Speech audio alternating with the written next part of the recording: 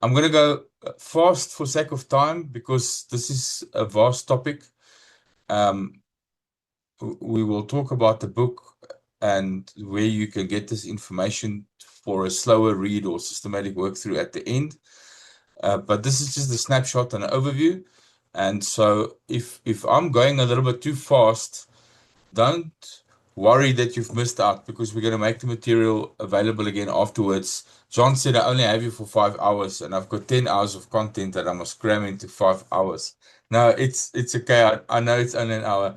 So without further ado, let's jump right in. So this started with last year. There was somebody, a YouTube or a blog post prophet announcing that 2025 September will be the rapture, and it causes a lot of havoc in Christianity. Everybody's worried. What is the timeline? What is God doing?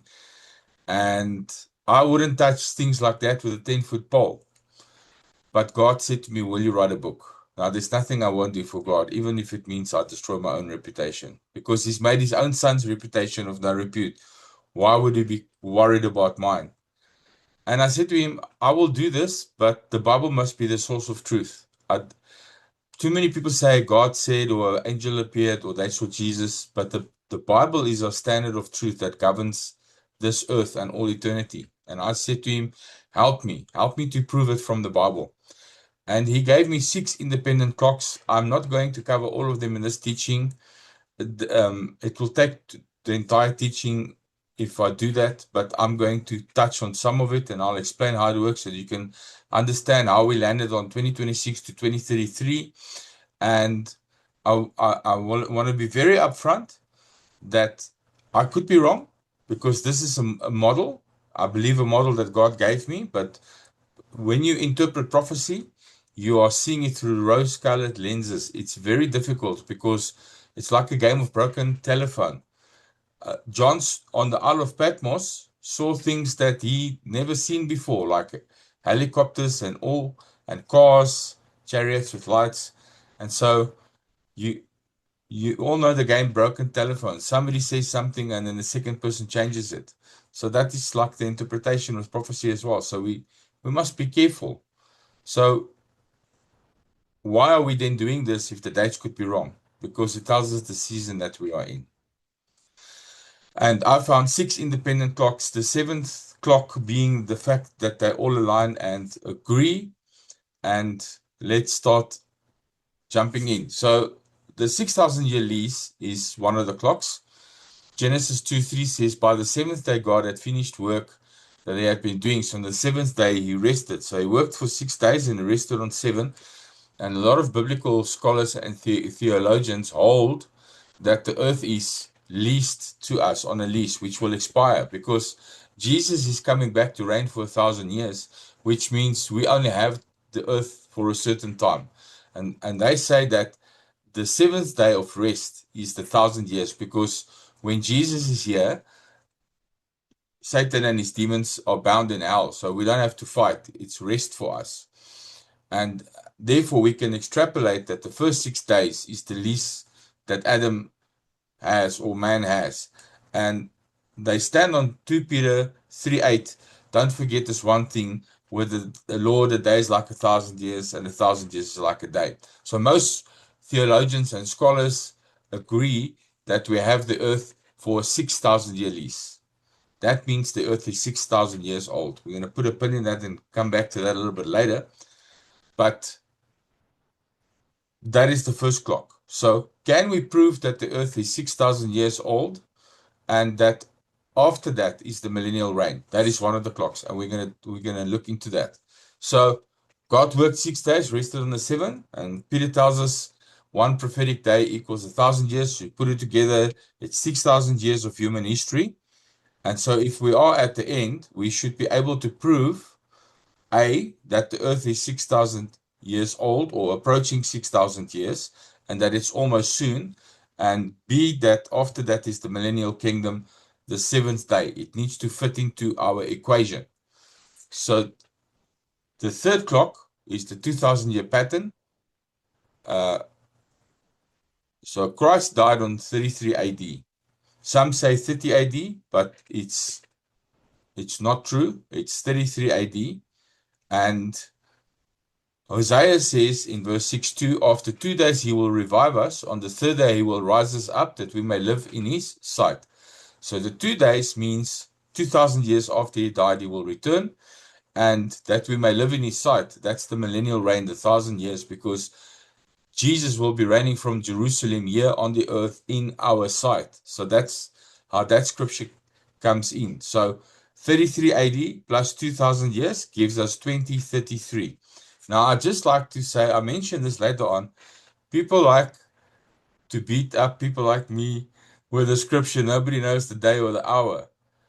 That was not said about the rapture or the time we live in. If you look at that text and portion of scripture, it says, nobody knows the day and the hour of the second coming. It doesn't say that about when the Antichrist is revealed, or the beginning of the tribulation, 7-year tribulation, or the midway mark when the mark is announced and the rapture occurs. It only says that about the second coming. So don't be confused. We actually can and should be watching the signs, because Jesus admonishes them. They said, how will we know? When will it be the time? He said, there will be war and rumors of war. And he admonishes them, don't miss the season of your visitation. You should be able to read the signs. So why is that important? Because God has an agenda, and we cannot be working with God if we don't know what the season is. It may be winter, but we are planting. And who plants in winter, you will have no harvest. So it is actually very important for us to determine the signs and the seasons that we are in. I'm not particularly keen that it falls on dates, especially the second coming of Christ, because he said nobody will know the day or the hour. But let us just put it in perspective. He only said that about his return. He didn't say it about anything else. So we have two different clocks, two different standpoints, but the same destination, because the 2,000 years, when that ends in 2033, should mark the end of the 6,000 year cycle, just like this marks the end of the 6,000 year cycle. So we must prove that the earth will be 6,000 years old on 2033. Then we know our math is correct. Okay, so just for clarity, Satan always tries to muddy the waters and lie. Many people claimed that Jesus died in 30 AD, not 33 AD. And now, why is that significant? Because it moves everything off for 3 years. And 3 years is enough for you to visit your season of visitation. So Luke 31 anchors the start of John the Baptist's ministry to the 15th year of Tiberius Caesar, which we can prove outside the Bible with other historical writing that it dates to AD 28 to 29. And since Jesus' ministry started shortly after that, and that it was about 3 to 3.5 years, it fixes the crucifixion date at AD 33. Nobody can ever claim ever again Jesus died on 30 AD, because we have the Tiberius Caesar record in the Bible, and we can verify it outside the Bible with historical writings that it dates to AD 28 to 29. So Jesus' ministry started around 28 to 29, and he ministered for 3.5 years. That means he could not have possibly died on 30 AD. The only other death date for Jesus is 33 AD. And I find it very intriguing that this date that Jesus died, the day that he redeemed us, is the anchor for all the clocks. So let's look at that a little bit. Two independent witnesses. So if we take 2033 and we minus 6,000 years, how old would the earth be? The earth would be 3968 BC. That's how old the earth is. And now what about people who said that the Bible is millions or billions of years old, and they're using the carbon dating method? Well, that is just a theoretical model that has never been proven. Now, we have discovered that there was a firmament in the sky, and it used to protect us from UV rays. So the carbon before the flood is not the same as the carbon after the flood. They even did an experiment, a Japanese professor, who, with mirrors, designed a clever system that the sun's rays would fall on a little tomato plant, but without the UV rays, and it grew to prehistoric proportion. It grew bigger than what he could accommodate, so they eventually had it growing in the mall. And that one single tomato plant produced over 10,000 tomatoes. It was like a Jurassic tomato plant. And scholars believe that that firmament was the 40 days and 40 nights of water that fell and used to protect us. And it's also the reason why we live a shorter lifespan and why our food doesn't grow as abundant as what it did before. And the carbon before the flood is different than after the flood. So our carbon dating model is wrong. And I'm going to get to that in a little bit later. But okay, so if we minus 6,000 from 2033 and we land on 3968 as the creation date of the Earth is 6,000 years old. Can we prove it? And can we prove it from the Bible? Because I just proved it from the Bible. If Jesus died and with the Amos verse that we now saw returns after 2 years, that's 2033. That means the 6,000 year reign is over and the 1,000 year reign begins. So Randy Nettles is a researcher who used biblical genealogies and historical anchors in the Bible that we can prove. Like if you dig deep enough into the earth's core, you see a layer of salt that is formed after rain. And that layer is so thick that if they have to estimate how long did it rain to form that layer, they land on 40 days and 40 nights. And that salt layer is all around the earth. So that proves that the ark was real and that it really happened. So he took biblical genealogies and historical anchors that is proved that the Bible is accurate and stitched them all together, like Exodus and the fall of Jerusalem and the crucifixion. And guess what date he landed on? 3968 BC. So now we have a second witness. Isn't that interesting? Then Prokopy Nikolai, I guess he's a Russian or from the Ukraine.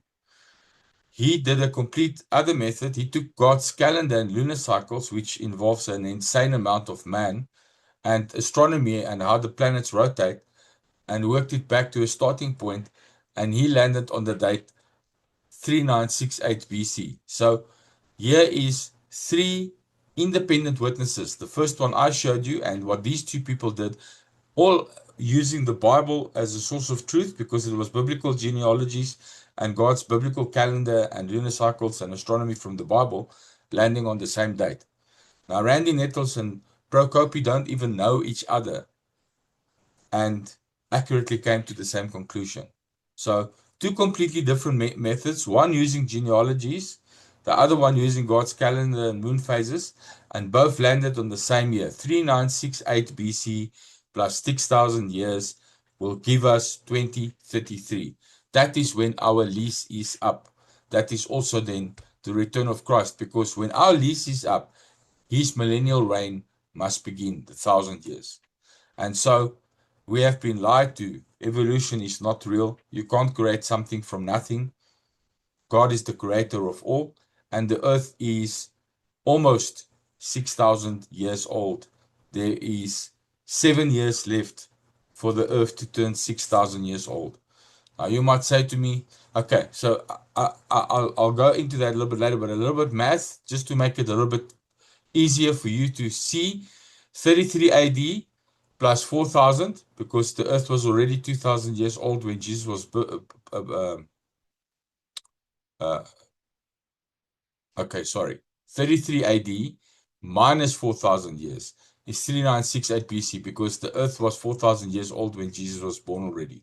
33 AD plus 2,000 years gives us 2033, and 3968 BC, which is the creation date of the earth, plus 6,000 years equals 2033, and 2033 plus the 1,000 year millennial reign gives us 3033, and that's the full 7 days, full 7,000 year cycle. Right. So I just want to say some archaeologists say no, dinosaurs are millions of years old and carbon dating can prove that. Well, they found the dinosaur in 2026 where the fibers and the tendons was still preserved. It wasn't just bone. That is not possible. Fibers and tendons don't last beyond 100 or 200 years. They degrade. So they found a fossilized dinosaur for the first time that it didn't just have bones, it had fibers and it had tendons that were still intact. And that disproves their entire theory of the carbon dating model and things being millions of years old because it's not possible scientifically, even fossilized, for that to survive more than, sorry, I said 100 or 200 years, more than 6,000 years. It cannot survive more than 6,000 years. It cannot survive 100,000 years or a billion years. You guys can go and read it. It's caused a massive uproar in the scientific community, and because now they have to backtrack and admit the carbon dating model was wrong and everything they said about dinosaurs living millions of years ago was wrong. It's caused havoc in the community, but it proves our model and it's out there on the internet. It's real. Now, you, you can't undo hatching that egg. Once the news is out, it's out. And I think it's coincidence that it's not a coincidence that it came out. It's God proving and preparing us for the end.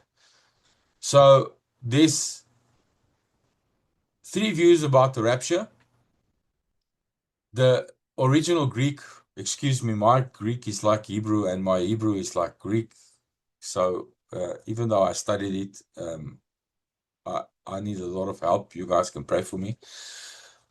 Harpazo is the Greek word to be caught up, snatched by force, suddenly divine the whole church at once. So why is this important? Because some people say, because Paul and the apostles and the early church fathers didn't talk about the rapture for at least 400-500 years after Jesus' death, it makes it very suspect that it's a new term introduced by us, so it's a made-up thing. But harpazo, the original Greek that it was written in, means caught up, snatched up by force, sudden, divine, the whole church all at once. And harpakesometha, Paul's exact word in 1 Thessalonians 4:17, the future tense, God does the snatching, not us. So there's the proof. There will be a rapture. Now, some people say it's pre-tribulation. So it happens before the tribulation. We miss all the wrath. Some people say it's in the middle. We miss the bowls being poured out, but we go through the trumpets. And some people say it's at the end with the second coming of Christ, which is right. So we're going to look at that because that's very important. The pre-trib, the church is removed before the tribulation begins. Unfortunately, that is broken by 2 Thessalonians 2:3 that proves that it's false because Paul says our gathering does not happen until after the Antichrist is revealed. Same author, same audience. So he cannot say you'll be gone before it starts in one letter and you won't be gathered until after the Antichrist, appears in the next. And the church is still mentioned when the beast announces the mark in the middle of the tribulation. The church is still mentioned on the earth. So post-trib, caught up at the exact moment of the second coming, up and immediately then being brought back. Well, that is broken by Revelation 19:14. The armies of heaven are already dressed and present before Christ rides out, and we are with him. The bride is already there. So how can we be caught up, quickly be prepared, and then be brought back? That does not make sense. So something brought her, the bride, before he descended. The post-trib has no space for this. So it cannot be pre-trib and it cannot be post-trib. And I can add more arguments, but then we will be here the whole night for me, day for you. So Revelation 19:14 says, the armies of heaven were following him, riding on white horses and dressed in fine linen, white and clean. That is the bride. The armies of heaven is the bride. So we are riding with him when he comes at the second coming, which means there was a taken away. Because how can we come back with him at the second coming if we weren't taken before that point? Then I just also like to mention, this is not here, but it will be in my new book. The word for church that is used when the mark of the beast is announced is the same word of the Church of Jesus Christ that started after his death, burial, and resurrection. So it's not the martyrs that are present when the mark of the beast is announced. It's the Church of Christ, and that is us. So we are present in the middle of the tribulation when the mark of the beast is announced. And so therefore, the only argument that cannot break is that the rapture is at the midpoint, within a day or a month, more or less, of the mark of the beast being announced to buy and sell. So Tlipsis, what is Tlipsis? Tlipsis is the tribulation. It's the 7-year period. Specifically, what Satan's role in that period is. Tlipsis means Satan's crushing pressure on believers. Now, it is going to run the entire duration of the tribulation. We go through it, and we always have. I would just like to explain to some people, people think that because Satan is going to crush us and pressure us, that God will rapture us. But that is not his model on his earth. God only provides an ark when it's orge. Orge is God's wrath. So we have been given a Adamic mandate by God to rule and reign on the earth. And he's not going to change that. And Adam's authority allowed him to do that, which he committed high treason with when he gave it away, but the second Adam gave it back. And when the second Adam gave our authority back, our mandate didn't change. So if it's a devil problem or a storm or attack here on the earth, it is our problem. And God expects us to deal with that. He will not stop the storm. He will take you through it because we are supposed to have dominion. God is not going to give us dominion rights and a dominion mandate and then bail us out by stopping the storm. No, we have to go through it. We see that with Daniel in the den of lions. God didn't remove the lions. God took him through the storm. We see that with Shadrach, Meshach, and Abednego.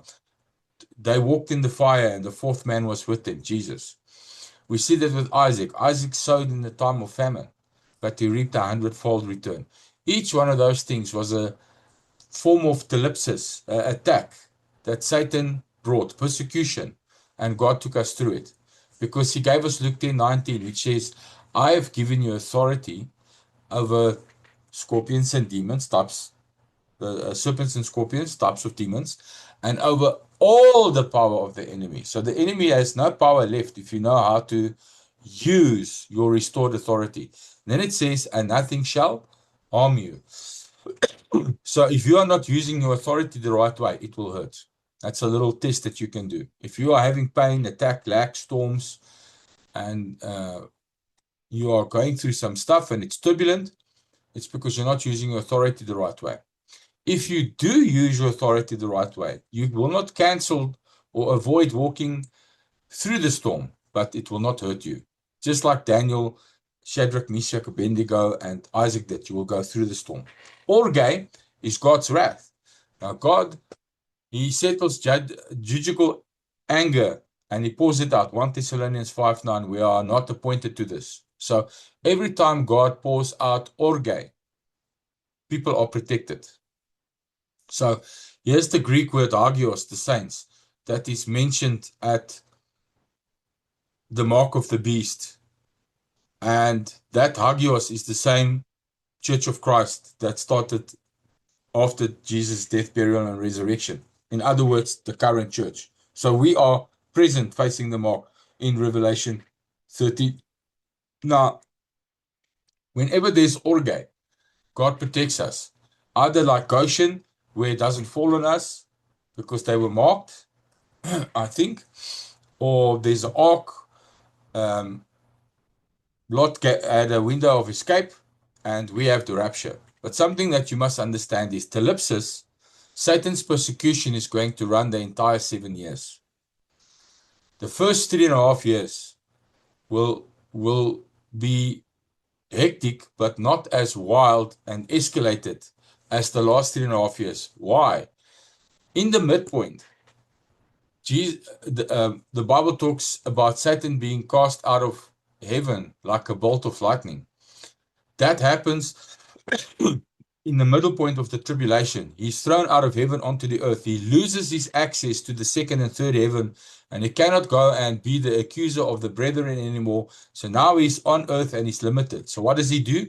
He indwells, possesses the Antichrist at the mid-mark point. Now, before that point, the peace covenant, the board of peace that is happening now, serves his purpose. But now that he is on earth, the board of peace doesn't serve his purpose anymore. Because why? He wants to be exalted. He wants to be worshipped like God. And that is why he breaks the peace treaty in the midway mark, and why he goes and sits in the temple to receive the sacrifice, because he wants to be like God. And the thlipsis that he pours out on the people dramatically escalates. And which reminds of the verses that it says, run to the mountains, don't look back. Woe to it for those who are pregnant.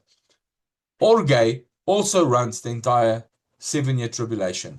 The first 3.5 years is God's trumpets, but God seals us with a sign, all believers on the earth.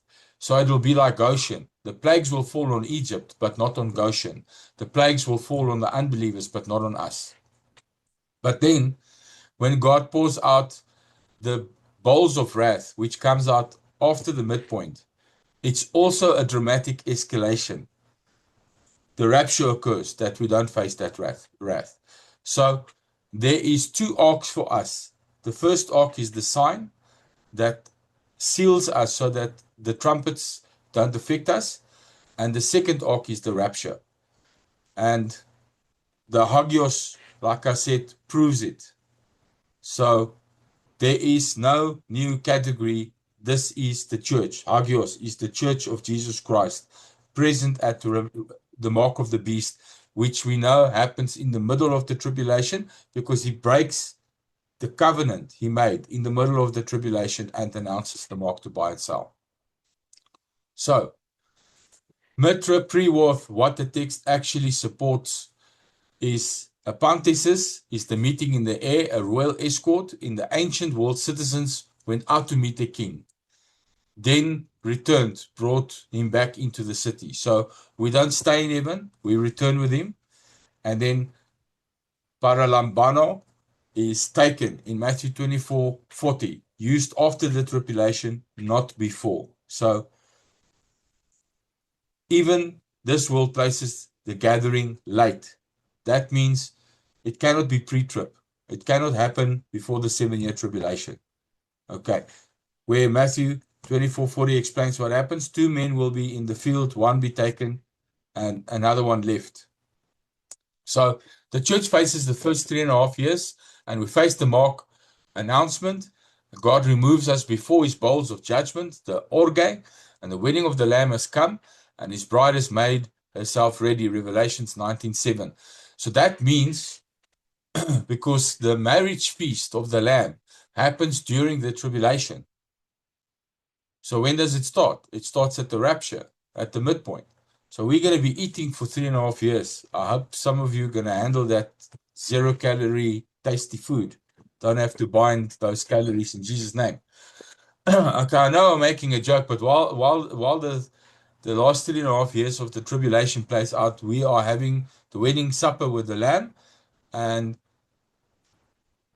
why would we not be there? Because Christ is the head, the church is the body, but we are the bride. So that supper of the Lamb is a wedding supper for a bride. So why would he have the marriage supper and the bride is not there? So we are the invited guests. We are the bride, and the tribulation martyrs are the invited guests. Second coming only after the supper at the second coming. And I know the pre-trib believers say that a marriage feast in the Bible is 7 days, And so that extrapolates to 7 years. And so the 7-year tribulation, the whole period is the marriage feast. But we showed that the scriptures break because we are still present when the mark of the beast is announced to buy and sell. And nowhere in the Bible does it say Jesus' marriage feast must match the pattern of the Jewish ceremony where it's 7 days. So we must be very careful when we interpret scripture that we don't add our own interpretation, only what the scripture says. So the bride is invited to her own wedding. We join the marriage feast. The tribulation martyrs are invited afterwards. They arrive after us. We are already there. Why are we there? The harpazo brought us. So the church faces the first 3.5 years. We face the mark. We face the trumpets. God marks us. And then God removes us before his final bowl of wrath of judgment. His orge is poured out. And we feast with him. And then we return with him at the second coming. So the Antichrist and the outliers. Daniel 11 gives the profile. No historical figure has ever fully satisfied it. So there are outlier criteria that eliminate 8 billion people down to almost one person. And I will name him. I'm not calling him the Antichrist. I'm saying, look at this person. He matches all the outliers and the requirements. So the first requirement is he must have no army of his own, conquers through covenant, not force. So every person on the political stage, if they've ever been a president or currently are a president, they are out. Because those people have had an army that they conquer with. Revelation 6:2 says a bow with no arrows is an ancient treaty instrument. And otherwise, a bow with no arrows means you conquer by making covenant, not by making war. And this is in Daniel 11:38-39, no army of his own. So that eliminates automatically a lot of key players. The second thing is very interesting. No elected office, no formal title rises through proximity to power. No formal title. There should have been a comma, sorry, my mistake. He rises through proximity to power with a small circle. Daniel 11:23. He's from Jewish descent. Well, that could be misinterpreted, but let's just make the case that he's Jewish, because shows no regard for the God of his fathers. He could have been a Christian, and the God of his father is the Christian God. Or he could have been Jewish, and it's also the Christian God. But people believe that he is Jewish. I say we make a mistake by saying that. The Bible doesn't say he's Jewish. The Bible just says, shows no regard for the God of his fathers. But okay, let's assume that he is Jewish. And the scripture for that is Daniel 11:37. So in other words, he's going to turn his back on his parents' religion. Operates from a city matching Babylon, the commercial capital of the world, the platform of global culture and trade, Revelation 17:18. And so knowing what is Babylon in today is very important. For those of you who don't know, New York is the ancient Babylon. And I wrote a book about that, proving it, the reasons why. The reason that it cannot be Babylon is Babylon never recovered. Every nation and every person who ever came against the Jews were totally destroyed, because there's a blessing that God put over them and Abraham and his seed, saying, I will bless those who bless you and curse those who curse you. Egypt has never recovered. Rome has never recovered. Greece has never recovered. Spain, when they did the Spanish Inquisition, Spain had the greatest armada, was the biggest fighting army, the most advanced weaponry. There was no nation they couldn't conquer. And then they did the Spanish Inquisition, meaning they kicked out all the Jews out of their country. And then they went to war with UK, Britain, which was not even an advanced army, and they were utterly destroyed. Until today, they haven't recovered. Now, why is America a superpower?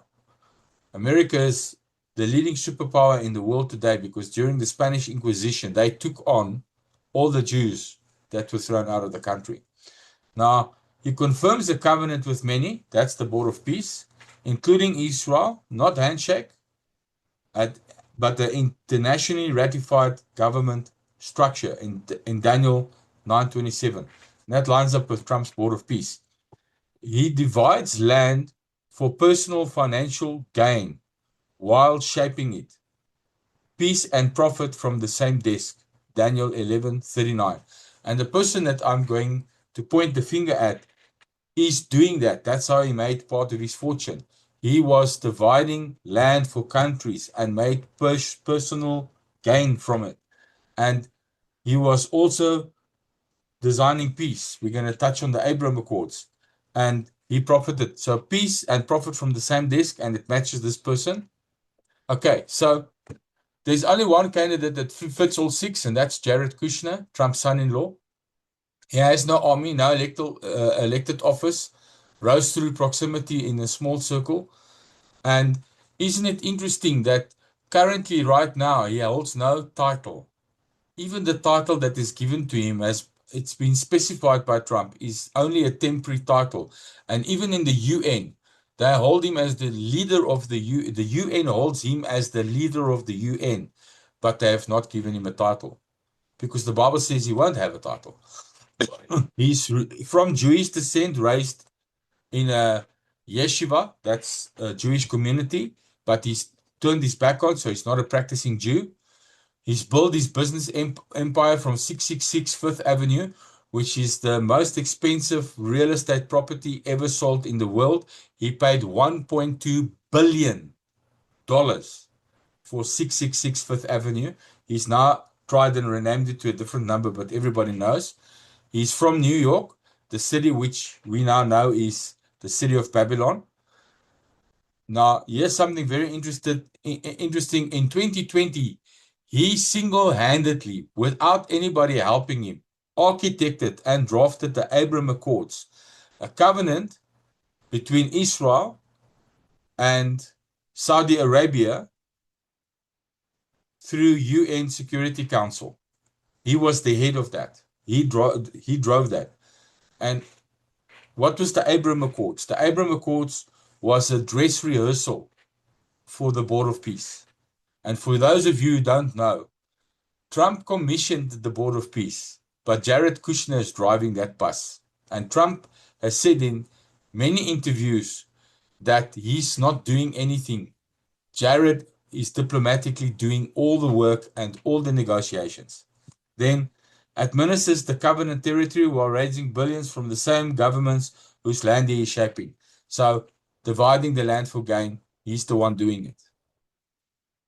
So one candidate fits all six. Now, I just like to say, nobody has power forever. It ebbs and flows like a sine wave, like how you see on the doctor's equipment or in a lab, that wave that goes up and down. Power is the same. For Jared Kushner to be where he is, he's the only player on the landscape that fulfills all the criteria. And the Antichrist has to already be on the stage to fulfill what's coming next. So if it's not Jared Kushner,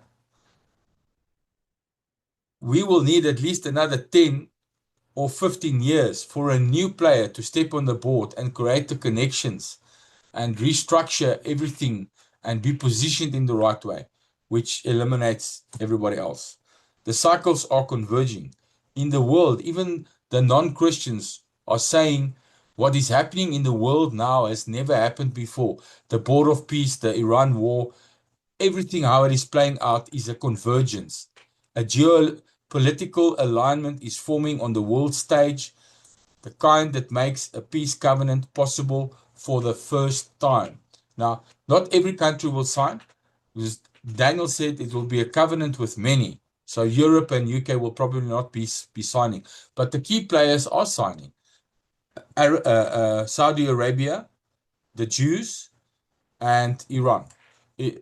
Jared Kushner is busy negotiating with Iran right now to join the Board of Peace and to sign. He's the head negotiator in Iran, busy negotiating that. So one player stands at the center of it, meets every requirement. So if another figure has to come from scratch and step onto the world stage to meet all the outliers for the sign of the Antichrist, it will take at least a decade, and the prophetic window would have closed because the geopolitical alignment that we now have will not come again. Will not come again. So we are not saying he's the Antichrist. We're saying no one else on earth fits the criteria. In other words, he is worth watching. So why cannot he be named yet? The Greek is the key.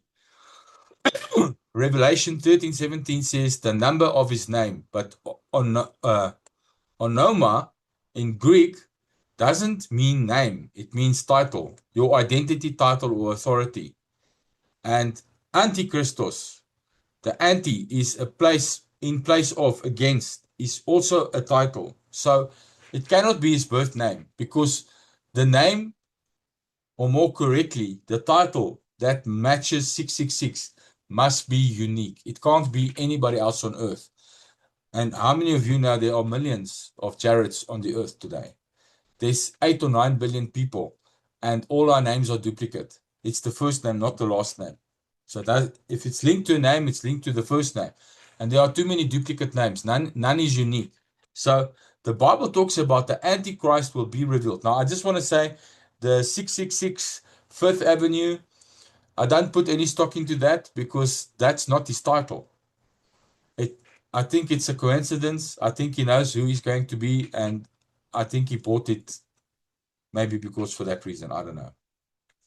But the Bible says the Antichrist will be revealed. So they tried to attach 666 to all the previous Antichrists, to Hitler, to Nero, to Caesar. It can't be done because the 666 only matches the final Antichrist. And the revealing means the day he gets his title. So logically, what will that look like? The Board of Peace is finally signed and commissioned to run, and the clock starts ticking. And in that moment, Jared gets a title that nobody has ever had before, and that title will calculate to 666. That's why we can't do it ahead of time. So that will be the revealing of his name as well. So the 666 and the revealing of the Antichrist is the same event from different angles, describing when he gets his title that we can recognize who he is. Then the layout of the events. Why is this important? Because if we should read the Bible more, because it's Jesus said you will only survive if you build on the rock. And it's not for pastors, it's for everyone. If the church knew their Bible, they would know these steps, and they would know that guy blowing the trumpet that the rapture is last year is lying, because the rapture can only happen at the midway mark. We've established that now. The rapture cannot happen before that. But be it as it may, before the rapture can happen, the Antichrist must be revealed. Daniel 7:8, 2 Thessalonians 2:3-4, 1 John 3:18. And before the rapture can happen, the covenant must be signed. So now I understand Daniel in his day wasn't familiar with peace treaty or peace board. He only knew the word covenant. So he said peace covenant, covenant with many, peace covenant. We know in the modern vernacular that translates to the board of peace. The third temple construction will start. Daniel 2:27, Daniel 12:11, Matthew 24:15, 2 Thessalonians 2:4. Has anyone seen the third temple being rebuilt? No, then there can't be a rapture. The 3.5 years break, the peace treaty, Daniel 7:25, 9:27b, Daniel 7:25, Revelations 12:6, Revelations 13:5. The peace treaty is broken, announcing the mark. Revelation 13:16, 17, Revelation 14:11. And then finally, excuse me, I seem to have a frog in my throat. That's what you get when you eat French food. The church is not mentioned anymore, which means now finally the rapture can take place after the mark. Revelations 4:1, Revelations 5:18, 1 Thessalonians 4:16, 17, 1 Corinthians 15, 51, 52. So if we knew the Bible and we knew these steps, why were we running around like a squirrel looking to stash your nuts for coming winter? Why like a headless chicken? The Antichrist must be revealed, the covenant must be signed, the third temple must be built, the peace treaty must be broken, and the mark must be announced before there can be a rapture. And none of that happened last year. So we should stand firm when people are trying to sow confusion just for 5 minutes of fame because they want to call a rapture date. Yeah. So that's according to this model, just to put in perspective where we are at. With our model that I presented here today, if it is correct, the peace covenant will be signed and the tribulation will begin March to May 2026, but it actually falls in April. April this year. If my model that God showed me is correct, it means the tribulation kicks off in April. The rapture will be around September 2029, more or less, and the second coming will be in 2023, I think close to August. No man knows the hour. Jesus never said that. Of the rapture, only of the second coming. And so we can know these dates because Jesus said we should be discerning. And it's not about being correct about the date. It's about the season so we don't miss our visitation. So I just want to take you through something quickly before I land this plane. I'm almost done. Thank you for bearing with me. Finances, the mark of the beast, and everything else made worthless. So Revelation 13:17 says, so that day they could not buy or sell unless they had the mark or the name of the beast on the number of his name. There will be a mark on the hand and the forehead. It's not digital currency. It will only be digital currency if there is a mark on your hand or your forehead. And we don't know if it'll be a tattoo. We don't know if it'll be a barcode. We don't know if it'll be a chip. It will only be revealed at the time. There's no knowing. Now here's the predicament. And please don't hate me. I have to be like a Galatians 1:10 Paul. Say boldly what is unpopular so that people aren't deceived. You know, apostasy has entered the church. We now do seeker-sensitive messages. Pastors are not allowed to rock the boat. God forbid if you make the people nervous, because we will fire you and replace you. But I have a responsibility to God that I must deal ethically with what he gives me to say and to be a good steward of the word and to say things that may be not so popular. And so I know that even Apostle Theo has said we must buy gold and silver, but that may not work because the scripture cannot be broken. The scripture says there will be no buying and selling unless they have gold or had the mark. No, it says there will be no buying and selling, period. So the Antichrist is clever. He's not going to leave loopholes. Gold and silver may be banned from trade, or governments may come and seize it from you, or even leak the information so somebody can rob you and kill you. Don't bank on the fact that gold and silver will work. I'm not saying don't do it. If you are able to squirrel away some gold and silver coins, good for you. Try and do that. But don't bank on that because scripture says there will be no buying and selling without the mark. And the scripture cannot be broken. Otherwise, it would have said, no buying and selling unless you have the mark or gold and silver. I just want to say 7 data points now point to the point to the same trend that mirrored the Great Depression, the international collapse, and every other major recession that has ever occurred. Now in 2026, 7 data points to this. That means currency is going to collapse soon. The rich are already moving, swapping paper money for hard assets. Why? If the system resets and you don't have tangible assets like property and houses, you start with level 0. Like Kung Fu Panda, level 0. So they are cashing out to have tangible assets that when currency collapses, they can trade that tangible asset back into the new system and be wealthy again. Isn't it ironic that the greatest wealth transfer, which is hitting the earth now, is also the greatest poverty at the same time? God planning the wealth transfer now, and Satan exercising the greatest currency collapse before the mark. Then I would just also like to point out, don't be fooled. It may not be that the currency collapses today and the mark announces tomorrow. People don't change. Zimbabwe and Greece was a simulation to collapse currency and to see how long people would take to make the change. Zimbabwe took 2 years before they switched to new currency, 2 years of no buying and selling and starving. Greece was a little bit more complicated because they were a first world country. It took 5 years. So don't be fooled. It might be implemented in stages. Africa could be first. After that, it could be Europe.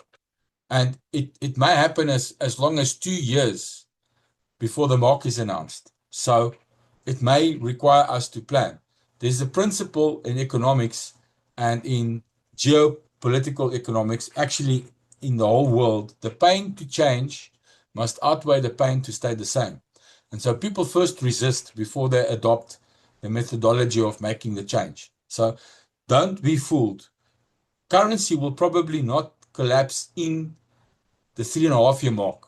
It may be 6 months or even 2 years sooner to create the pressure for everybody to onboard the new change because people will resist it. Then I have to say, are you doing the work, the Great Commission? You know, the fivefold is given to the church to equip the church to do the Great Commission. The fivefold is not responsible for doing the Great Commission because it's a numbers game. Matthew 7:21 says, if we don't do the Great Commission, we may not enter heaven, because it says, not everyone who says to me, Lord, Lord, will enter the kingdom of heaven, but only those who do the will of my Father who is in heaven. And then they said, but did we not did we not prophesy in your name, cast out demons, and perform miracles? And he said, get away from me, you evil doers. I never knew you. So what is the will of the Father? The Father's will is multi-layered, but his biggest priority in his will is souls. Jesus confirmed it when he came. He said, I came to do the Father's will, the one who sent me, to seek and save which was lost. And so we need to do the Great Commission, the church, not a department in the church. Every warm body in the pew is responsible for evangelizing and going out and winning souls and leading people to Christ. And this is a very serious scripture. I'm not saying you're going to hell, but Matthew 7:21 says differently. So I'm not judging you. The word is judging you. And as we are planning our exit, because we're about to leave this planet behind, should you not give yourself a checkup from the neck up to make sure you are doing the Great Commission? Now, I have some good news about that. I wrote a book because are you a good person? It's not the Acts model in the Bible of how they evangelized. They did something else and something different. There were different models in the Bible, in the book of Acts, that we are not doing anymore. Why? Because what we do sounds clever on paper. The are you a good person only produces a 3% conversion rate. So there's a different way to evangelize, and there's a way to pray your loved ones into heaven, and there's a way to do the Great Commission. And I wrote that in a book. You can implement it as a Christian for yourself, or a cell leader for your cell, for your home group, or as a pastor in a church. And that book is free. But I just need to explain something. People are not funding the Great Commission. How do you do that? With tithes and offering. And people say, no, but the pastor doesn't need money. It will rain from heaven. Well, Luke 8:1-3 says women were helping to support him, Jesus, out of their own means. Businesswomen were supporting Jesus. So if the Son of Man, who had no sin, who was God's son, it didn't rain out of heaven from him, how is it going to rain out on heaven for the rest? The tithe belongs to the Lord. And Malachi says, you robbed me. Then the people say, how did we rob you, God? In tithes and offering. That's God speaking. And then 1 Corinthians 6:9 says, thieves don't go to heaven.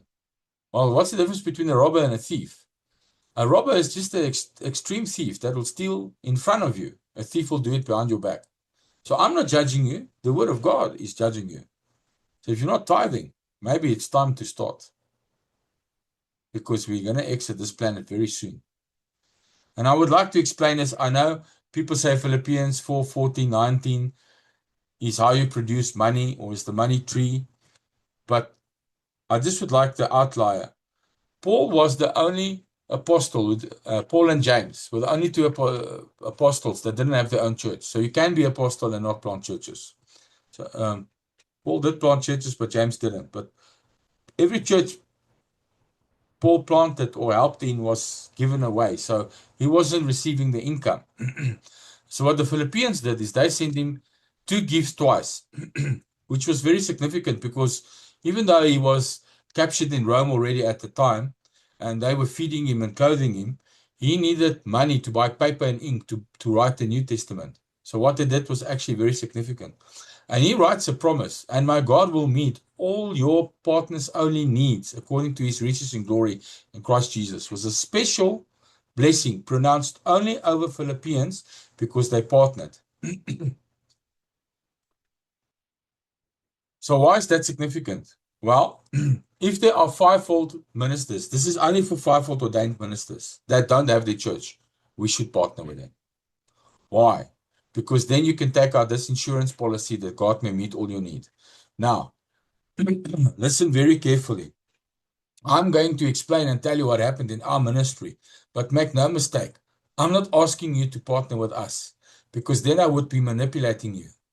And if I do that, God will stop feeding me. You need to go and pray and decide who you're going to partner with. But I want to illustrate what happens when you do that. So the fivefold is responsible to teach the church to do the Great Commission. And we do that in our ministry. We created workshops to teach church people, and they can either watch it online or we teach it in their church. And we created the Great Commission Revival Blueprint that not only explains what are the Book of Acts models, how to implement it, there's an implementation field guide, and within 90 days, you can go from couch to commission and mobilize and teach your entire church or your cell group or yourself how to do the Great Commission. That's important because if you partner with somebody who's not doing that, you may not get the return on your investment. So we know a divorced lady, and she's been partnering with us every month for the last, I think, 5 years now. And she moved to George, a coastal town, and was about to marry. And so the man said to her, quit your job, you can do my bookkeeping for me and give your car away because I have 4-wheel drive vehicles because I live on a farm. There's 6 of them, choose one, and give up your place where you stay because I have a cottage on my farm where you can stay until we get married. You don't need all of that. And she's got 2 children. And he dropped her a week before the wedding, saying to her, you've got 2 weeks, then you must be out of my house. So she was in trouble. She asked us, what do we do? And we said, well, you are a partner, so you can ask God to meet all your needs. And within 2 weeks, listen to what happened. She found a job in Johannesburg, so she had to relocate. It's approximately 1,000, about 500 miles, more or less. But she didn't have a ticket. So somebody out of nowhere bought the ticket, airplane ticket for her and her 2 children. But she didn't have a place to stay. So somebody else found her a place to stay in a good neighborhood, discounted the price to half because she wouldn't be able to afford the full price, and paid the first 3 months up front. And then the owner found out that she doesn't have any furniture. He furnished that place for her. And when the handyman came to check the electrical and everything, and he found out that this divorced lady is coming and she doesn't have any appliances, he put all the appliances in the house for her: washing machine, tumble dryer, fridge, kettle, everything that works. And she needed a car. So somebody gave her a brand new car, gave her a car on her name, free cash paid off. And the company that she worked with designs their own software, so she needed a high-end laptop. So somebody gave her a laptop worth $6,000. And she needed a very high-end phone because they run their own software on their phone too. So somebody gave her a state-of-the-art phone worth about $4,000. And we calculated this amount. It's about 380,000 Rand. I would say, give or take, more or less, that's $40,000-$50,000 that somebody gave her in a period of 2 weeks. Everything just fell into play. Why am I mentioning this? Because if currency collapses, how will you eat? How are you going to buy and sell? How are you going to buy and sell when the whole world can't buy and sell? You might have a rich uncle with millions in the bank, and then his money is gone. then you're going to need to stand on Philippians 4:14-19. God will meet all your needs. So preferably now, start looking for, and why does it have to be fivefold? Why can't it be somebody that just has a singing ministry or puts on a play for Jesus? Because the fivefold is responsible to equip the church. So if a fivefold has a church, they're getting the tithe. But if a fivefold doesn't have a church, they get the partners only seed. And make sure that it is the fivefold that really is equipping the church, because a lot of them are not doing that. Prayerfully start looking for a fivefold that doesn't have their own church, that's doing the Great Commission, and start partnering so you can stand on this promise. 3 John 1:8 says, therefore we ought to support such men, that we may be fellow workers for the truth. So if you're worried that you're not doing the Great Commission, when you are partnering with a ministry that is doing the Great Commission or teaching the Great Commission, you will not hear Matthew 7:21, because then you are helping God. You are fulfilling a requirement. Then just some books, The Rapture and the Tribulation. That's a thick book. Everything I discussed today is in that book. Then Babylon the Great, The Final Empire in Plain Sight, which is New York, and why it is significant, and Jerusalem, Where Empires Die, Biblical Prophecy, the Antichrist, and the Fate of the Nations. These books, we're at the end now. The tribulation is about to start. So I've made the digital books free, that people can read them. The print book, I don't know how to make paper out of nothing yet. When I do, I probably will make print books free too. But, okay, it's a joke. But the digital copies are free. You can download them on Amazon and Apple and almost any digital bookstore in the world. The Rapture and the Tribulation is a very thick book. The print book version is over 600 pages. But the other two are thin. This is a trilogy that I wrote. And then I wrote a gap to link these three books and explain the in-between, the convergence. I've just finished it today. It will be published in a week or two, but it will also be free. The Great Commission Revival Blueprint is free as well. It has an old cover on Amazon and Apple Books, because I've just updated it. You can get the old one and it's free, but if you wait a week or two, you will be able to get the new one. I fixed a lot of mistakes. I rewrote the book. Then Calling in the Finances. Everything I said today about partnering and tithes and offering is in that book, proven with scripture. I just want to put it to you. I could not live by faith to trust God for finances until He put me in an impossible situation. And I was working at IBM, always earning very well, but then I resigned because my wife was also earning well. And then COVID happened and there was no ministry for me, and they retrenched my wife. God said, I'm going to retrench your wife. We said, we bind you, Satan, sow $1,000 income protection seed. And then that first week she was retrenched. And then there was no more out. God forced me to start living by faith for finances. We prayed and fasted for a week or two, and He gave us the revelation. And we lost everything in that process. I lost my townhouse. She lost her townhouse. We lost our pensions. We lost our life savings, probably worth to the amount of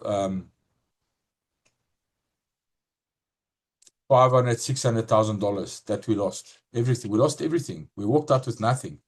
But then we put that principles to work in the new house that we started renting, and we called in the money to buy that house cash in 2 years, and that happened on the day cash.